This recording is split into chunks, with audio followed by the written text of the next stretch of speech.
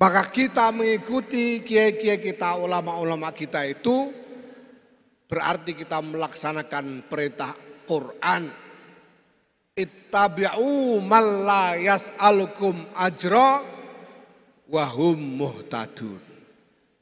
Ikutilah mereka yang tidak mengharapkan upah apapun dari kalian, sedangkan mereka itu adalah orang-orang yang mendapatkan petunjuk Allah Subhanahu wa ta'ala. Maka tidak ada tawar-menawar, kita ikuti kiai-kiai kita. Siap mengikuti Kiai NU? Siap mendukung Kiai NU? Siap patuh kepada Kiai NU? Alhamdulillah.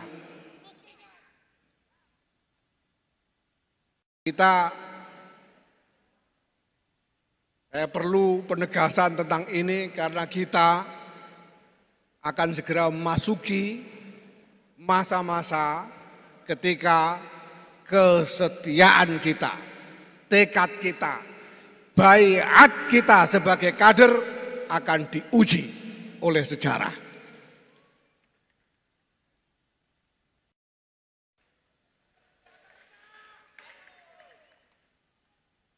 Kita tidak boleh berkhianat dari baiat yang telah kita ucapkan. Kita tidak boleh bergeser sedikit pun dari qiyadah para ulama ahli sunnah wal jamaah, yaitu ulama-ulama Nahdlatul Ulama. Karena ketika berbaiat kita telah menyatakan bayatu bil jihadi fi sabilillah li'la'i kalimatillahillati hiyal ulya biqiyadati ulama'i ahli sunnati wal jamaah. Itu baiat kita. Maka ketika ulama-ulama kita menyatakan bahwa negara kesatuan Republik Indonesia berdasarkan Pancasila dan Undang-Undang Dasar 1945 bersendikan Bhinneka Tunggal Ika ini final.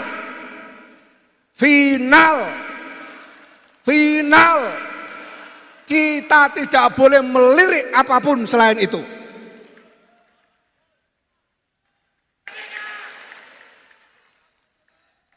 Kita tidak akan pernah berpikir untuk mencari yang lain selain itu. Dan kita tidak akan pernah berdamai dengan siapapun yang tidak mau mengikuti Negara Kesatuan Republik Indonesia, Pancasila, UUD 45, dan Bhinneka Tunggal Ika.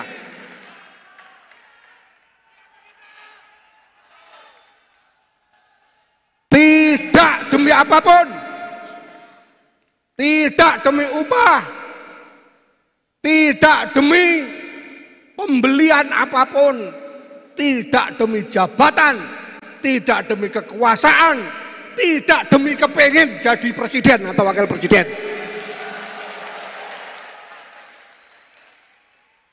Tidak ada tawar-menawar. Ini yang pertama. Yang kedua, Bapak Ibu sekalian, kiai-kiai kita telah mengajarkan bahwa di dalam berkhidmah ini kita harus ikhlas. Kita harus ikhlas. Itu adalah ajaran dari kiai-kiai kita. Tapi kiai-kiai kita juga mengerti, memahami bahwa ikhlas itu tidak mudah. Ikhlas itu tidak mudah. Karena untuk bisa ikhlas lillahi ta'ala, ikhlas karena Allah semata,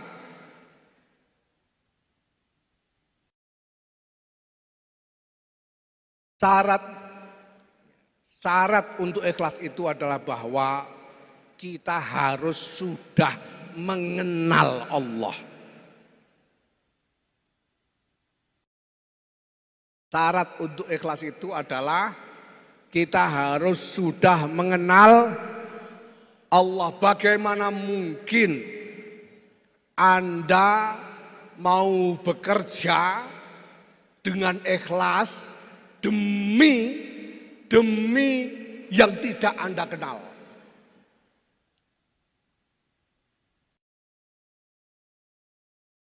Kalau saya meminta Anda misalnya untuk bekerja demi Syekh Syauqi, Muftil Jumhuriyah di Misra, apakah Anda bisa? Tanpa bayaran, tanpa pamrih apapun? Saya yakin Anda tidak akan bisa karena Anda tidak pernah mengenal Syekh Syauqi.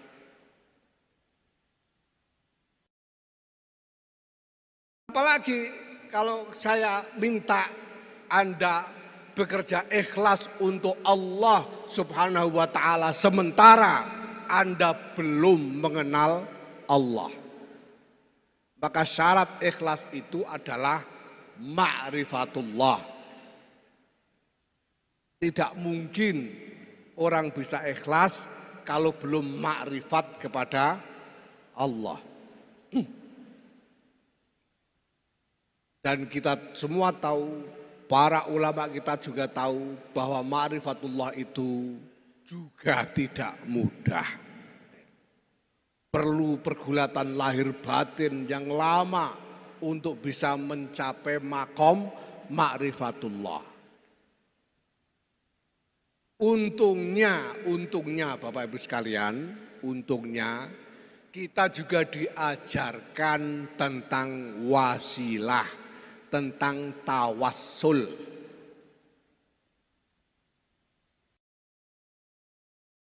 Maka nalarnya sama. Bagaimana mungkin Anda bisa sungguh-sungguh meminta sesuatu dari yang tidak Anda kenal? Anda meminta sesuatu kepada Allah Subhanahu wa taala, tapi Anda sendiri belum mengenal Allah. Bagaimana mungkin?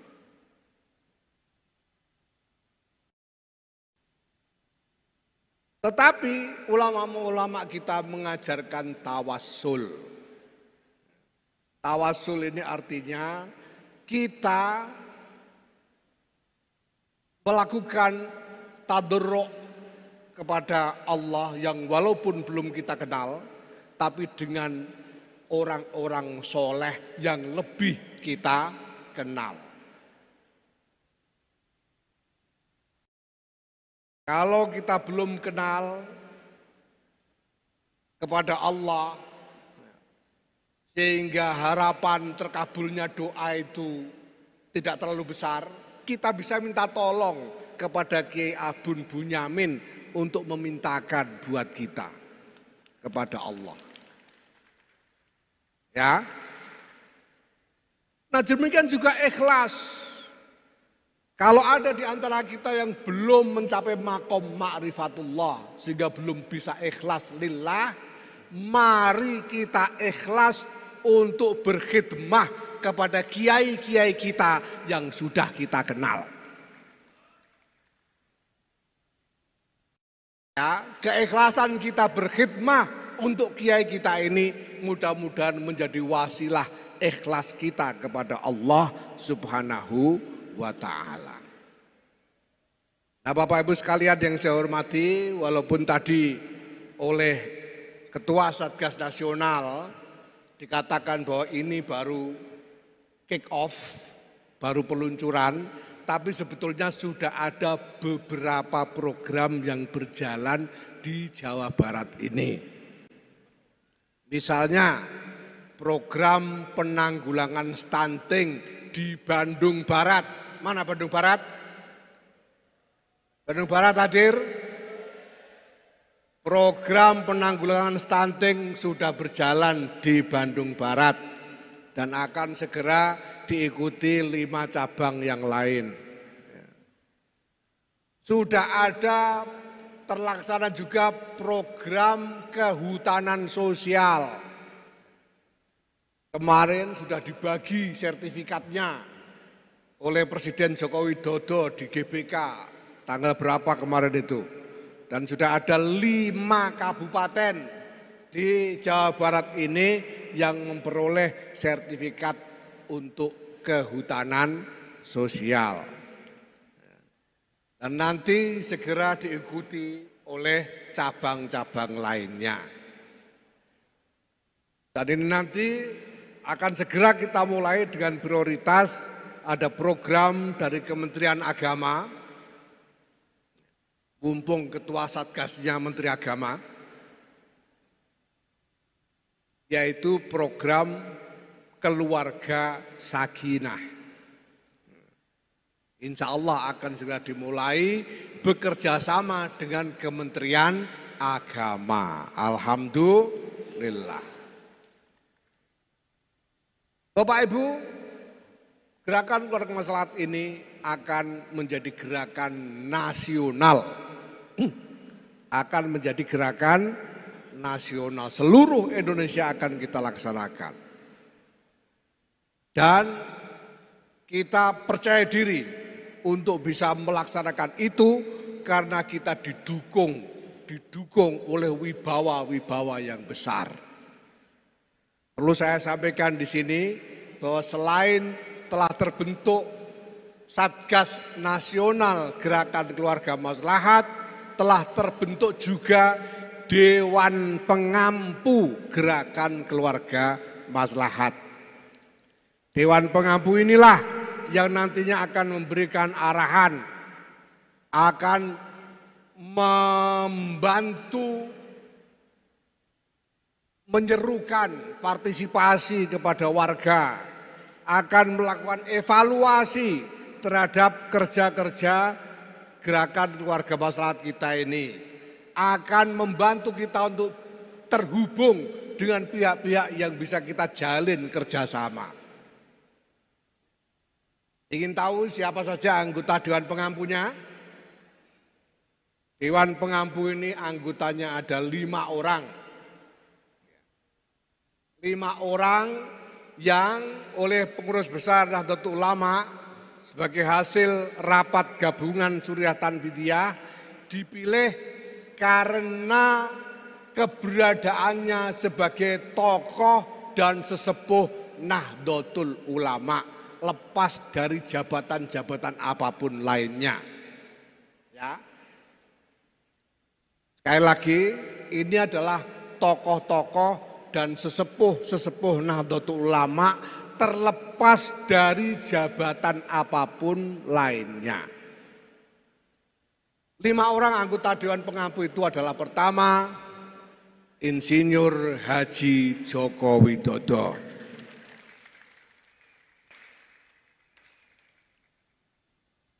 Kedua, Kiai Haji Ahmad Mustofa Bisri. Ketiga, Kiai Haji Ma'ruf Amin. Keempat, Kiai Haji Miftahul Akhyar.